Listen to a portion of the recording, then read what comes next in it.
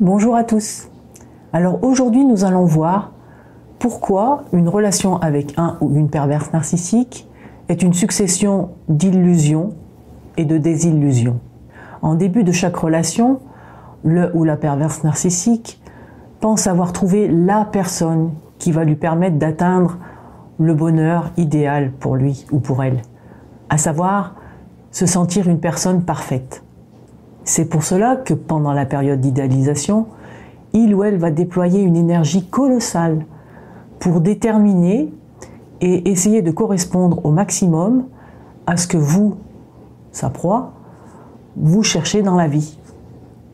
En ce qui vous concerne, pendant cette période de love bombing, vous, la proie, vous pensez vivre les meilleurs moments de votre vie. Et vous ne manquez pas de le signifier d'ailleurs à votre partenaire ou à votre ami. Combien vous êtes heureux ou heureuse de l'avoir rencontré. Le ou la perverse narcissique, voyant toutes les petites étoiles qu'il y a dans vos yeux, est au comble de la satisfaction, puisque dans ces moments-là, vous lui renvoyez une image idyllique de lui ou d'elle. Son ego est largement renfloué par toutes vos attentions.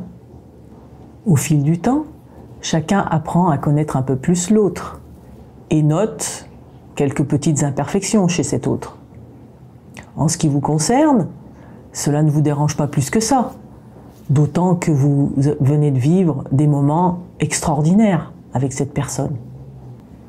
De plus, pour vous, l'engouement des débuts s'est transformé en sentiment plus profond avec le temps. Chez le ou la perverse narcissique, par contre, les choses sont tout autres. Il n'est pas pensable que l'objet de sa convoitise, et je dis bien l'objet, puisse être imparfait. Mais ce qui lui est encore plus insupportable, c'est que son partenaire ou son ami puisse lui trouver des défauts. Sa déception est alors colossale. Il ou elle s'est encore fait avoir. C'est ça ce qui traverse l'esprit du ou de la perverse narcissique. À ce moment-là, il ou elle va alors vous en vouloir de ne pas être cet être parfait qu'il ou elle s'était imaginé et va chercher à vous façonner pour que vous deveniez cette personne. C'est ainsi que la période d'idéalisation va laisser place à la dévalorisation. Pendant cette période de dévalorisation, où vous constatez que vous avez perdu votre statut de personne géniale, parfaite en tout point, correspondant tout à fait à votre ami ou à votre partenaire, vous allez tout tenter pour retrouver cette place auprès de lui ou d'elle. Malheureusement, vous allez vous en rendre compte, ce ne sera jamais suffisant. On vous en demandera toujours plus. Ce qui est dramatique même, c'est que le fait de vous voir vous débattre pour satisfaire cette personne va lui montrer à quel point vous êtes capable de donner, combien vous avez des ressources par amour, par amitié.